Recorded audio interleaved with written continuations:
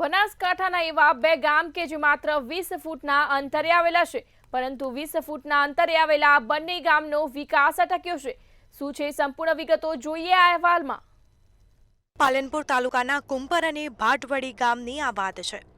આ બંને ગામ વચ્ચે માત્ર 20 ફૂટનું જ અંતર છે। આ બંને ગામની ગ્રુપ ગ્રામ્ય પંચાયત છે। જો કે આટલા નજીકમાં ગામ હોય અને ગ્રુપ ગ્રામ્ય પંચાયત હોય તો બે ધારાસભ્યો ને બે સંસદ સભ્યો હોય તો આ ગામનો વિકાસ થવો જોઈએ, પરંતુ રાજકારણના આટાપાટામાં આ ગામનો વિકાસ થયો જ નથી। રોડ, રસ્તા, પાણી, કચરો, ઉભરાતી ગટરો સહિતની ગામની સમસ્યાઓ છે અને તેના કારણે લોકો કહી રહ્યા છે કે આ નેતાઓના કારણે જ અમારા બંને ગામ વિકાસથી વંચિત છે। બબે તો ધારાસભ્યો, બબે સંસદ સભ્યો દેખાવના મારા સારા, વાતોના સારા, અમે આર્યું કરશું, આ કરશું, બરાબર। જ્યારે એમને ચૂંટણી આવે ત્યારે તો વોટ લેવા આવી જાય, બરાબર। ગામ લોકોને કહે કે અમે આ કરીશું, આ કરીશું, પાછું વોટિંગ પતી ગયું અને મત જ્યું એટલે એના મનમાં કહે એમ કે અમારા ગામમાં ઘણું તો પાણીની પેલી છે, અમારા રોડ નથી થતા, ખાડા ખડિયા છે, અમારા ગામમાં વોટિંગો લેવા આવી છે, પછી વળતા તો કોઈ આવતા જ નથી, કોઈ સુધારવા કે કોઈ એનું કોઈ નોમ જ નથી, પછી કોઈ પાણીનું અમારે તળાવ નથી, અમારે તકલીફો તો ઘણી જ છે।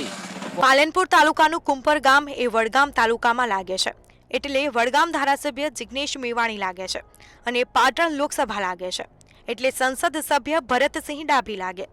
કુંપર ગામ માટે ધારાસભ્ય કોંગ્રેસના છે અને સંસદ સભ્ય ભાજપના છે, તો પાટવડી ગામ પાલનપુર તાલુકામાં લાગે છે અને તેના ભાજપના ધારાસભ્ય અનિકેત ઠાકર છે અને કોંગ્રેસના સાંસદ જ્ઞાનીબેન ઠાકોર છે। એટલે જ્યારે ગામના વિકાસની ગ્રાન્ટની વાત આવે, પહેલા ધારાસભ્ય આપશે અથવા પેલો સાંસદ સભ્ય આપશે।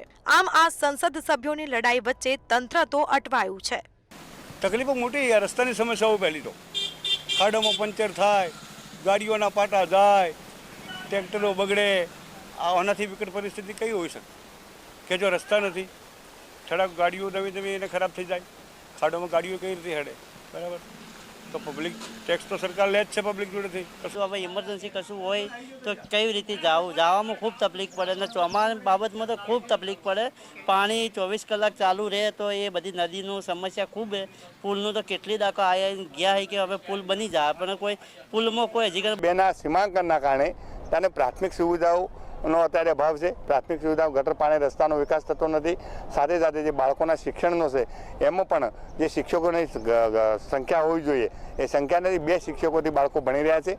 એટલે આ સરકારે આ સીમાંકન વિશે વિચારી કોઈ એક વિધાનસભામાં એમને કુંપર અને ભાટવડીને માત્ર વોટ માટે સીમાંકન કરી દીધું છે અને કુંપર અને ભાટવડી ગ્રામ્યજનોની મુશ્કેલીઓમાં વધારા માટે વહીવટીતંત્ર, સરકાર અને નેતાઓ જવાબદાર છે। ત્યારે સવાલ એ થાય છે કે અટવાયેલા આ કુંપર અને ભાટવડી ગામોનો વિકાસ ક્યારે થશે? બનાસકાંઠા જિલ્લામાં 2 ગામ એવા છે કે જે 20 ફૂટના અંતરે આવેલા છે। બનાસકાંઠા જિલ્લાના પાલનપુરના કુંપર અને ભાટવડી ગામ કે જેની વિધાનસભા પણ અલગ છે અને લોકસભા પણ અલગ છે। આપ દ્રશ્યોમાં જોઈ શકો છો કે અત્યારે આજે છે તે ભાટવડી ગામ છે અને વચ્ચે જે રસ્તો છે એ રસ્તાની આ તરફ ભાટવડી છે તો આ તરફ કુંપર ગામ છે, એટલે કે 20 ફૂટના અંતરે આ બંને ગામ આવેલા છે અને બંને ગામની લોકસભા અને વિધાનસભા અલગ છે।